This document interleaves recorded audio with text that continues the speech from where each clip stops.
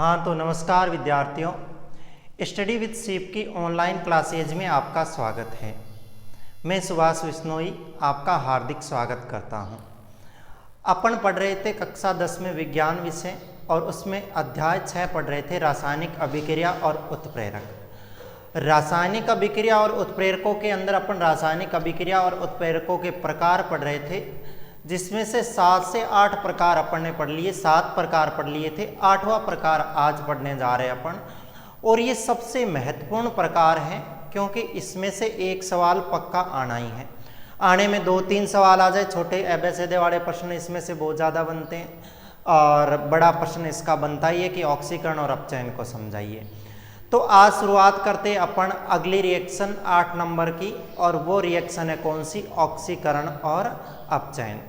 तो देखो शुरुआत करते अपन अपनी 8वीं जो रिएक्शन है, अपनी 8 नंबर की जो रिएक्शन है वो रिएक्शन है कौन सी? ऑक्सीकरण और अपचयन। ऑक्सीकरण एवं अपचयन अभिक्रिया, ये दोनों एक दूसरे के व्युत्क्रम है।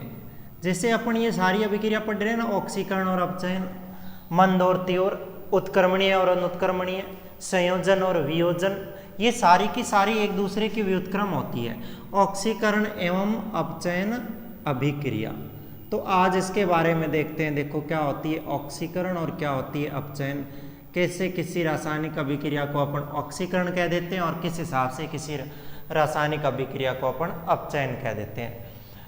तो देखो ये प्रकार है अपने ऑक्सीकरण और अपचयन का। इसके अंदर ही और प्रकार है इसके, जो 5 प्रकार अपने सिलेबस के अंदर है।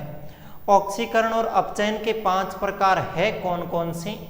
एक प्रकार है अपने को पढ़ना पड़ेगा ऑक्सीजन के आधार पर, एक पढ़ना पड़ेगा हाइड्रोजन के आधार पर, एक पढ़ना पड़ेगा अपने को विद्युत धनी तत्वों के आधार पर, एक पढ़ना पड़ेगा विद्युत ऋणी तत्वों के आधार पर, और एक पढ़ना पड़ेगा अपने को इलेक्ट्रॉन के आधार पर। 5 प्रकार की ऑक्सीकरण और अपचयन पढ़नी है, क्योंकि कोई भी रिएक्शन ऑक्सीकरण और अपचयन होती है वो 5 प्रकार से हो सकती है। जैसे अपन ने अपघटन के अंदर पढ़ा था, 3 प्रकार पढ़े थे कि उष्मा से अपघटन हो सकता है, प्रकाश से अपघटन हो सकता है और विद्युत धारा से अपघटन हो सकता है। उसी हिसाब से ऑक्सीकरण और अपचयन भी 5 स्थितियों में हो सकता है। इस क्लास के अंदर अपन 2 स्थितियां पढ़ते हैं, एक तो ऑक्सीजन के आधार पर और एक हाइड्रोजन के आधार पर। तो देखो पहली में पहला जो प्रकार लिखता हूं वो प्रकार लिखता हूं कौन सा? ऑक्सीजन के आधार पर ऑक्सीकरण एवं अपचयन। ऑक्सीजन के आधार पर, ऑक्सीजन के आधार पर, ऑक्सीजन के आधार पर देखो ऑक्सीकरण और अपचयन कैसे होती है वो देखते हैं। कोई भी प्रकार पढ़ेंगे उसमें 2 ही बातें पढ़ेंगे, एक पढ़ेंगे संयोग और एक पढ़ेंगे वियोग। वो सेम ही संयोजन और वियोजन वाले ही शब्द हैं। देखो मैं यहाँ पे लिखता हूँ संयोग, या इसको कह दो संयोजन। संयोग या संयोजन का मतलब तो क्या होता है? जुड़ना। और एक शब्द में यूज लूंगा वियोग या वियोजन। इस वियोग या वियोजन का मतलब क्या होता है? निकलना या निष्कासन होना। ये 2 वर्ड ध्यान रखने हैं आज की क्लास में कि संयोग और वियोग के आधार पर अपन क्या करते हैं? ऑक्सीकरण और अपचयन पढ़ते हैं। और पहला प्रकार पढ़ते हैं किसके संयोग और वियोग के आधार पर? ऑक्सीजन के संयोग और वियोग के आधार पर। तो देखो इसकी मैं परिभाषा लिखूं तो ऐसी होगी। देखो परिभाषा को समझना, फिर अपन क्या लिखते हैं इसका उदाहरण लिखते हैं। अपन लिखेंगे कि ऐसी रासायनिक अभिक्रिया, ऐसी रासायनिक अभिक्रिया जिसमें, ऐसी रासायनिक अभिक्रिया जिसमें, मैं ऑक्सीजन को सीधा O2 लिखता हूँ, ऑक्सीजन का, ऐसी रासायनिक अभिक्रिया जिसमें ऑक्सीजन का योग होता हो, ऑक्सीजन का योग, या कह दो इसको क्या होता हो? संयोग होता हो। ऐसी रासायनिक अभिक्रिया जिसमें ऑक्सीजन का संयोग होता है उसे क्या कहते हैं? ऑक्सीकरण अभिक्रिया कहते हैं। उसे ऑक्सीकरण अभिक्रिया कहते हैं। तो ये बात आपको याद रखनी है कि ऑक्सीजन का जुड़ना क्या कहलाता है? ऑक्सीकरण कहलाती है। उस ऐसी रासायनिक अभिक्रिया जिसमें ऑक्सीजन का योग होता है उसे ऑक्सीकरण अभिक्रिया कहते हैं। ये बात याद रख लेनी है, इतनी सी रह जाएगी याद, रखनी है नहीं रह जाएगी तो भी इसको याद, कि ऐसी रासायनिक अभिक्रिया जिसमें ऑक्सीजन का योग हो जाए, जुड़ जाए ऑक्सीजन, वो क्या कहलाती है? ऑक्सीकरण कहलाती है। जैसे देखो कैसे जुड़ जाए ऑक्सीजन, जैसे मैं लिखता हूं देखो यहाँ पे मैं क्या लिखूं, मैं ऐसे लिखूं देखो Mg और प्लस क्या लिखूं? O2 लिखूं। Mg यानी मैग्नीशियम और O2 मतलब ऑक्सीजन। इसकी जब आपस में रिएक्शन कराऊं तो ये क्या बन जाएगा? ये बन जाएगा MgO, मैग्नीशियम ऑक्साइड बन जाएगा। इस रिएक्शन को संतुलित करने के लिए मैं यहाँ पे 2 और यहाँ पे 2 लगा दूँ, ये संतुलित हो जाएगी। अब देखना यहाँ पे Mg था, इसके साथ ऑक्सीजन जुड़ी और क्या बना लिया? MgO बना लिया। तो इसका मतलब अपन यहाँ कह सकते हैं कि यहाँ पे जो मैग्नीशियम था Mg का यहाँ पे क्या हुआ है? ऑक्सीकरण हुआ है। Mg का यहाँ पे क्या हुआ है? ऑक्सीकरण हुआ है, क्योंकि यहाँ पे ऑक्सीजन जुड़ी है और ऐसे तत्व जिसमें ऑक्सीजन जुड़ती है उसे क्या कहा जाता है? ऑक्सीकरण। तो 1 नंबर का प्रश्न तो यहीं से बनता है और ये आरबीएससी की बुक में सवाल भी है पीछे। ये रिएक्शन लिख देगा वो 2Mg प्लस O2 और फिर इससे बनेगा 2MgO। वो यहाँ पे पूछेगा यहाँ Mg का हो रहा है, यहाँ Mg का हो रहा है, वो ऑप्शन लिख देगा ऑक्सीकरण, अपचयन, हाइड्रोजनीकरण, विहाइड्रोजनीकरण, कुछ भी 4 ऑप्शन लिख दे। आपको पता रखना है कि यहाँ Mg का MgO के अंदर क्या हो रहा है? ऑक्सीकरण हो रहा है।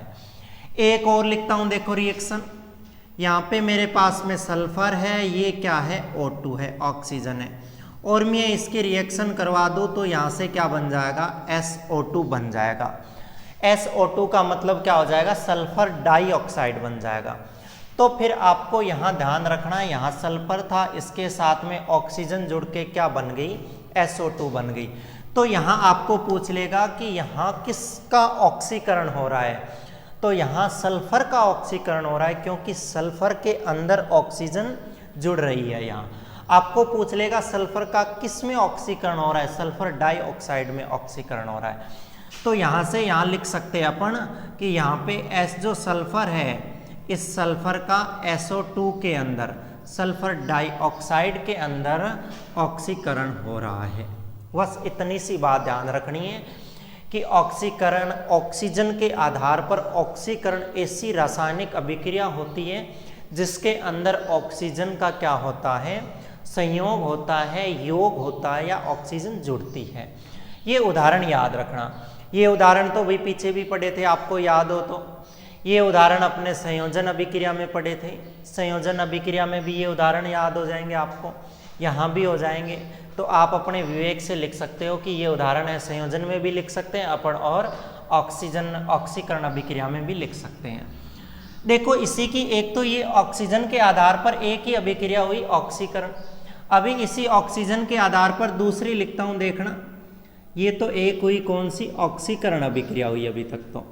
अब अपचयन लिखता हूँ तो देखो अपचयन इसकी व्युत्क्रम होगी, तो अपन लिखेंगे कि ऐसी रासायनिक अभिक्रिया, ऐसी रासायनिक अभिक्रिया जिसमें ऑक्सीजन का वहाँ पे संयोग हो रहा था, यहाँ पे क्या हो जाएगा? वियोग। ऐसी रासायनिक अभिक्रिया जिसमें ऑक्सीजन का वियोग होता है, ऐसी रासायनिक अभिक्रिया जिसमें ऑक्सीजन का वियोग होता है उसे क्या कहते हैं? उसे कहते हैं अपचयन अभिक्रिया कहते हैं, उसे अपचयन अभिक्रिया कहते हैं। ये इसकी परिभाषा याद रखनी है कि ऐसी रासायनिक अभिक्रिया जिसमें ऑक्सीजन का योग होता है वो ऑक्सीकरण, और जिसमें ऑक्सीजन का वियोग होता है वो क्या कहलाती है? अपचयन कहलाती है। ये जो अपनी ऑक्सीकरण अभिक्रिया है इसका अपन एक और नाम लिख सकते हैं, उपचयन अभिक्रिया भी कह सकते हैं इसको। तो पेपर में आ जाए कि उपचयन और अपचयन को समझाइए। उपचयन और अपचयन को समझाइए, तो इसका मतलब यही है कि वो आपको ऑक्सीकरण और अपचयन को ही पूछ रहा है। तो ये याद रखना, ऑक्सीकरण है, इसी को ही क्या कहा जाता है, उपचयन कहा जाता है। जैसे देखो कैसे, इसके अंदर ऑक्सीजन का वियोग होना चाहिए, ऑक्सीजन निकलनी चाहिए, तो फिर मैं ज़्यादा दूर जाऊँ ही क्यों, मैं यही वापस एग्जाम्पल ले लूँ, क्या 2MgO ले लूँ, 2MgO ले लूँ, मतलब क्या ले लूँ, मैग्नीशियम ऑक्साइड ले लूँ, और ये वापस क्या बना ले, ये बना ले Mg प्लस क्या बना ले, O2 बना ले। यहाँ पे इसको संतुलित करने के लिए 2 लगा दूँ। यहाँ पे हुआ क्या, देखो यहाँ पे ये हुआ, यहाँ पे MgO था, मैग्नीशियम ऑक्साइड था, और जैसे ही यहाँ से यहाँ रिएक्शन हुई, यहाँ पे Mg का क्या हो गया, Mg का अपचयन हो गया, Mg का क्या हो गया, अपचयन हो गया, MgO का अपचयन हो गया, मैग्नीशियम ऑक्साइड का क्या हो गया, अपचयन हो गया। क्यों, क्योंकि इसमें से ऑक्सीजन है वो क्या हो गई, निकल गई। और ऐसी रासायनिक अभिक्रिया जिसमें ऑक्सीजन निकल जाए, वियोग हो जाए, वो क्या कहलाती है, अपचयन अभिक्रिया कहलाती है।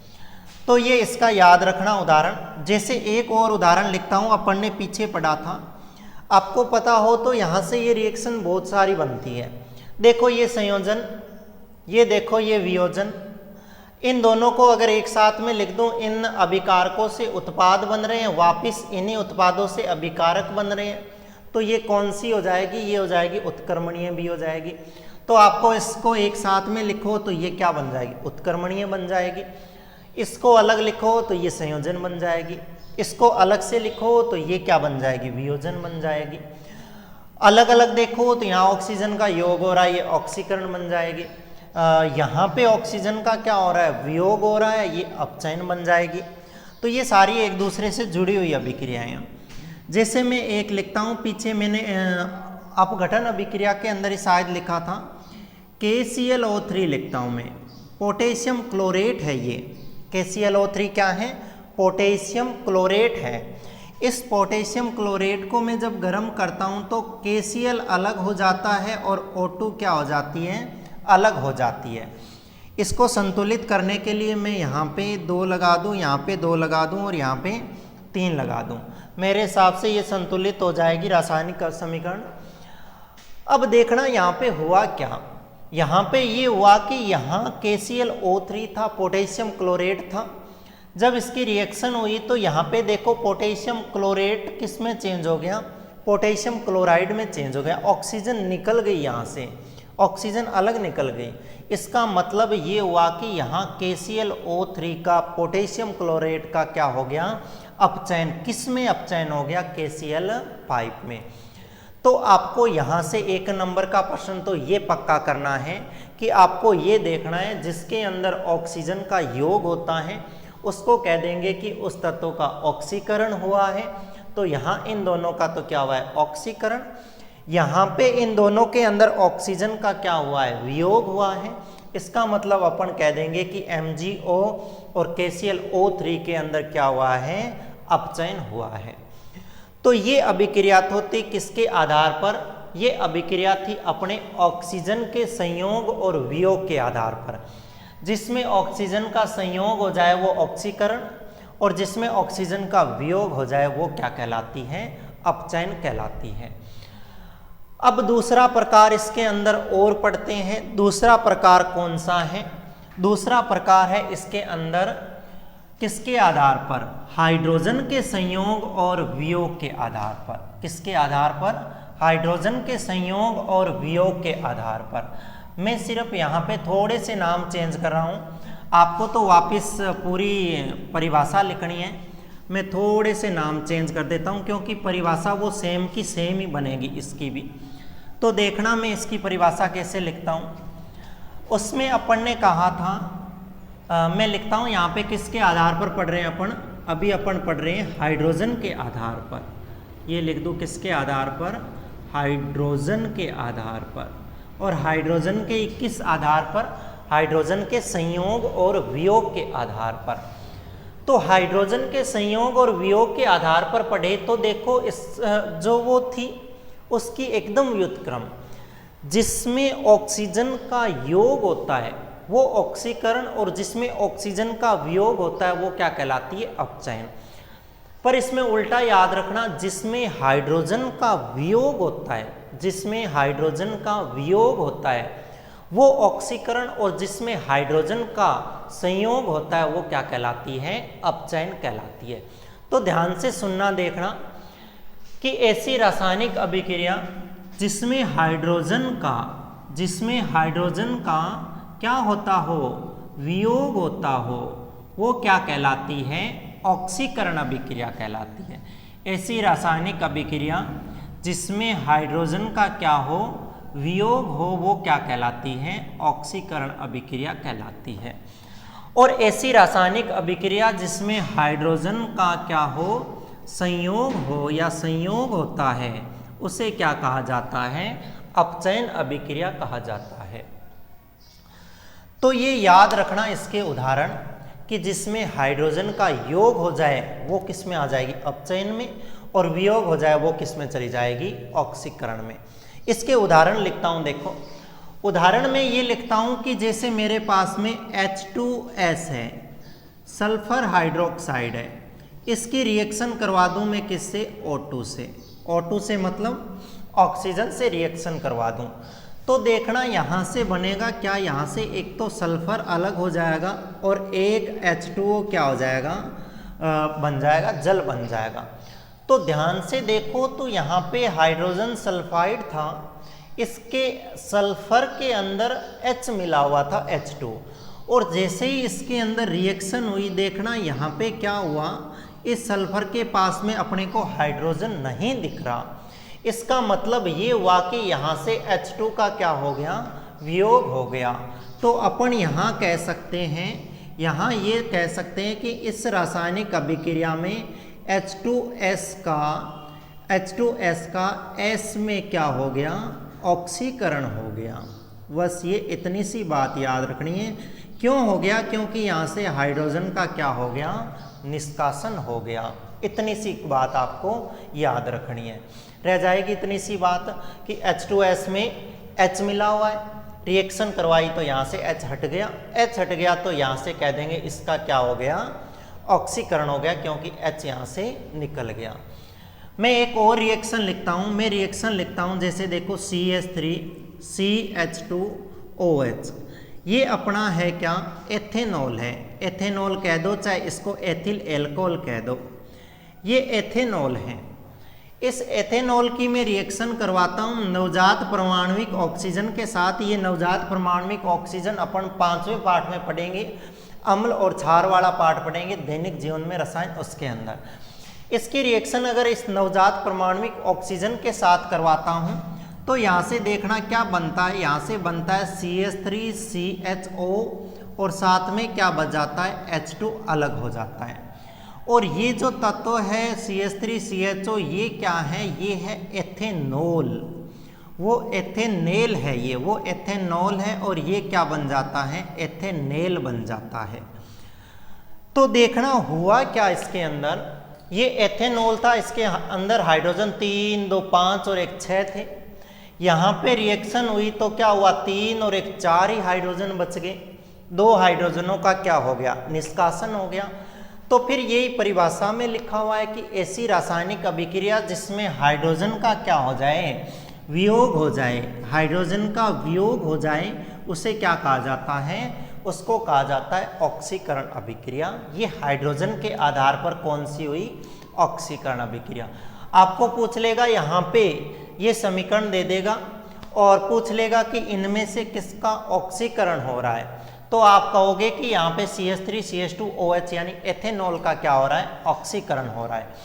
ये एथेनॉल क्यों है, ये अपने कार्बन वाले पार्ट के अंदर था। रासायनिक तत्व जो थे, रासायनिक समीकरणें जो बनती है, उनके नामकरण पढ़ते हैं अपन। कार्बन की नामकरण पद्धति होती है IUPAC, उसके अंदर पढ़ते हैं कि इसको एथेनॉल क्यों कहा जाता है, इसको एथेनेल क्यों कहा जाता है। उससे अपने को फिलहाल एक बार लेना देना नहीं है। अपने को तो इससे मतलब है कि यहाँ पे हाइड्रोजन हमें 5-6 दिख रहे थे, यहाँ जो तत्व बना उसके अंदर हाइड्रोजन मुझे 4 ही दिख रहे हैं, 2 हाइड्रोजनों का निष्कासन हो गया। इसका मतलब ये क्या हुआ कि यहाँ पे हाइड्रोजन का वियोग हुआ, और हाइड्रोजन का वियोग हुआ तो ये कौन सी हो गई अभिक्रिया? ऑक्सीकरण अभिक्रिया। इसकी व्युत्क्रम देखो, ऐसी रासायनिक अभिक्रिया जिसमें H2 का क्या हो जाए? संयोग हो जाए, मतलब हाइड्रोजन जुड़ जाए। हाइड्रोजन जुड़ जाए तो फिर वो क्या हो जाएगी? अपने अपचयन अभिक्रिया हो जाएगी। अपचयन कैसे हो जाएगी देखना, मैं लिखता हूँ। मैं ऐसे ही एक रिएक्शन लिख दूँ, देखो यहाँ पे क्या लिख दूँ, यहाँ पे ऐसे लिख दूँ मैं रिएक्शन, क्या मैं ऐसे लिख दूँ CH2 डबल बॉन्ड CH2। ये सारी डबल बॉन्ड ट्रिपल बॉन्ड वाली कार्बन वाले पार्ट की है। देखो ये है क्या? अपना एथीन है। ये क्या है? अपना एथीन है। 2 कार्बन है, 2 कार्बन को एथ बोलते हैं, डबल बॉन्ड है, ये एथीन है। इसकी रिएक्शन में किसके साथ में करवा दूं? हाइड्रोजन के साथ में करवा दूं। निकेल उत्प्रेरक ले लूँ, 400 क्या ले लूँ? 400 केल्विन ताप ले लूँ, 100 एटमॉस्फेयर इसके अंदर दाब ले लूँ, और इसकी अगर रिएक्शन करवा दूँ हाइड्रोजन के साथ में, तो देखना यहाँ से क्या बन जाएगा? यहाँ से CH3 और क्या बन जाएगा? CH3। यानी यहाँ 2 हाइड्रोजन थे, ये हाइड्रोजन जुड़ के यहाँ पे क्या हो गया? 3 हाइड्रोजन हो गया, और ये क्या हो गया? ये मेथेन बन गया, क्योंकि 2 डबल बॉन्ड होते हैं उसको ईन बोलते हैं, सिंगल बॉन्ड को एन बोलते हैं, तो ये क्या हो गया? मेथेन हो गया। तो देखना हुआ क्या यहाँ पे?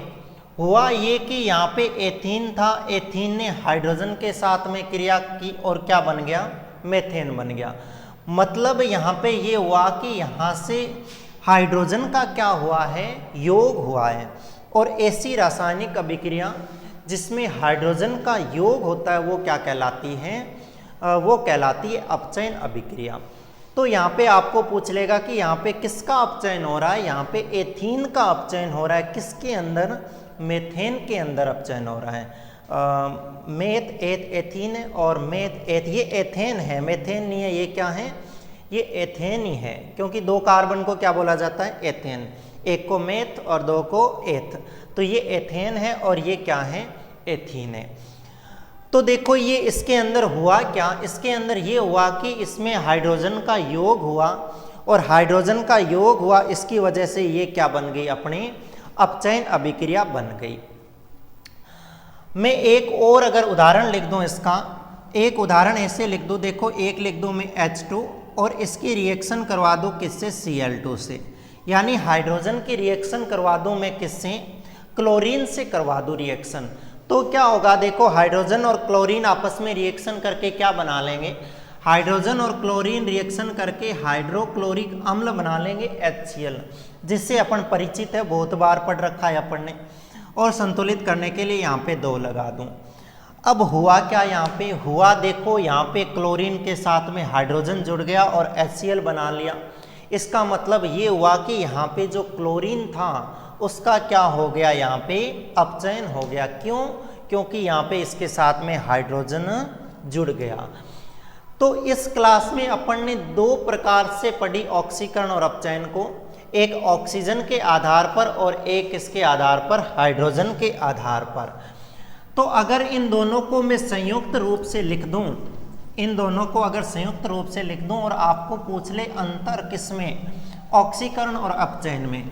क्योंकि पेपर में तो आपको सीधा सीधा ये पूछेगा कि ऑक्सीकरण और अपचयन अभिक्रियाओं को समझाइए, या ये कह दे कि हाइड्रोजन के आधार पर या ऑक्सीजन के आधार पर ऑक्सीकरण और अपचयन को समझाइए।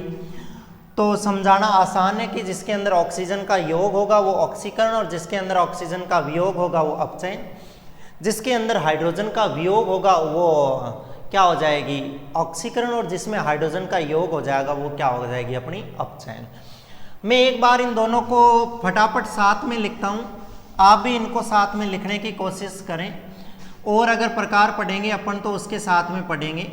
देखो ऑक्सीकरण एक साइड में लिखता हूँ मैं, और एक साइड में मैं लिखता हूँ क्या? अपचयन लिखता हूँ। एक साइड ऑक्सीकरण और एक साइड क्या लिखता हूँ? अपचयन। इस ऑक्सीकरण को क्या बोल सकते हैं अपन? इसको उपचयन भी बोल सकते हैं। इसका थोड़ा सा ध्यान रखना, ऑक्सीकरण ना देके उपचयन और अपचयन दे दे तो भी ध्यान रखना। देखना इसके अंदर क्या होता है। इसके अंदर होता ये है कि नंबर 1 इसमें O2 का क्या होता है, जुड़ना। इसमें ऑक्सीजन क्या होती है, जुड़ती है। जैसे यहाँ पे मैं लिख दूँ कुछ भी S + O2 लिख दूँ और इससे क्या बन जाएगा, SO2। इसके अंदर ऑक्सीजन का क्या हो गया, योग। और इसके अंदर अगर अंतर में लिखूं तो इसमें O2 का क्या हो रहा है, निष्कासन होता है, या O2 का क्या होता है, वियोग होता है। O2 का वियोग होता है तो ऐसे लिख दूं मैं कि MgO है, MgO में से Mg और O2 अलग हो रहे हैं, इसका मतलब यहाँ पे ऑक्सीजन का क्या हो रहा है, वियोग हो रहा है। दूसरी अपन ने पढ़ी हाइड्रोजन के आधार पर। हाइड्रोजन के आधार पर लिख दो तो यहाँ पे H2 का क्या होता है, यहाँ पे H2 का निष्कासन होता है। H2 का निष्कासन कैसे होता है, जैसे मैंने उदाहरण लिखा, क्या मैंने उदाहरण लिखा ये कि कौन सा उदाहरण लिखा कि अपने हो जाए क्या CH, या ऐसे लिख दूँ मैं H2 के निष्कासन के अंदर H2S लिख दूँ, हाइड्रोजन सल्फाइड लिख दो, EGC रिएक्शन लिख दूँ, और इसके साथ में O2 से रिएक्शन अगर करवा दूँ तो वो क्या बन जाएगा, सल्फर अलग हो जाएगा और H2O क्या हो जाएगा, अलग हो जाएगा। तो यहाँ से हाइड्रोजन सल्फाइड में से सल्फाइड का क्या हो गया, अपचयन हो गया, सल्फाइड का क्या हो गया, ऑक्सीकरण हो गया, क्योंकि यहाँ से H2 का क्या हो गया, निष्कासन हो गया। और अगर इसके अंदर 2 नंबर लिखूं तो यहाँ पे लिख दूँ, यहाँ पे H2 का क्या होगा, यहाँ पे H2 का योग होगा, और H2 का योग होगा तो मैं एकदम सिंपल सी रिएक्शन लिख दूँ, और सिंपल सी कौन सी लिख दूँ, मैं ये लिख दूँ H2 + Cl2 मिलके क्या बना लेंगे, HCl बना लेंगे। आपकी मर्जी है कि आप अच्छे उदाहरण याद करो तो थोड़े बड़े उदाहरण याद करना, नहीं तो ये सिंपल सी ऑक्सीकरण और अपचयन हाइड्रोजन और ऑक्सीजन के आधार पर तो ये ऑक्सीकरण और अपचयन होती है। तो इन रिएक्शनों को पढ़ें। आगे की क्लास में अपन इसके 3 और टाइप बच गए, किसके आधार पर, विद्युत धनी, विद्युत ऋणी, और किसके आधार पर, इलेक्ट्रॉन के आधार पर। इनको पढ़ते जाइए और समझते जाइए। तब तक के लिए धन्यवाद।